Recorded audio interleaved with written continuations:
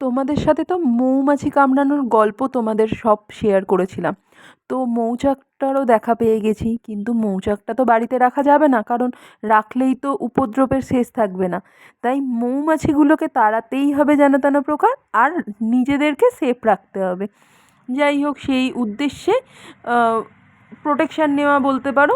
তার জন্যই যেরমভাবে ধোঁয়া দিতে হয় সেইভাবেই সব কিছু প্রিপারেশন করা হয়েছে। আর এই ধোঁয়া দেওয়ার জন্য ডিমের ট্রে, কেরোসিন, ছোবড়া, কাগজ সব কিছু দিয়ে ভালো করে বেঁধে নেওয়া হয়েছে। আর আমার হাজব্যান্ড তো পরে নিয়েছে জ্যাকেট, এবং তারপর হেলমেটও পরে নিয়েছে, এবং হাতে ভালো করে গ্লাভস টাভস বেঁধে নিয়েছে।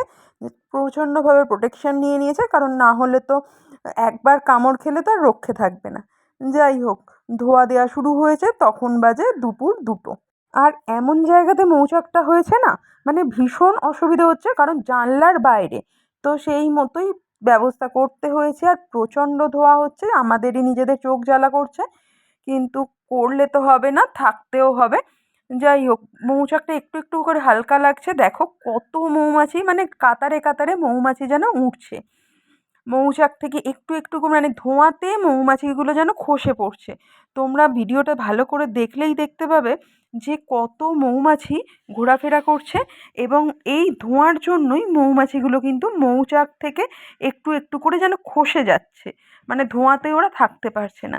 এইভাবে বেশ যুদ্ধ চললো, মানে 3 ঘন্টা ধরে এইভাবে যুদ্ধ চললো। তোমরা দেখো কতটা যেন হালকা হয়েছে মনে হচ্ছে। মাঝখানে একবার ধোঁয়াটা হালকা হয়ে গিয়েছিল, তারপর আবার মৌমাছিগুলো এসে বসছে, যেন বাসার মায়া ওরা ত্যাগ করতেই পারছে না। কিন্তু আমাদের তো এটা না করে কোনো গতি নেই, কারণ রান্নাঘরের জানলাতে এরকমভাবে হয়েছে।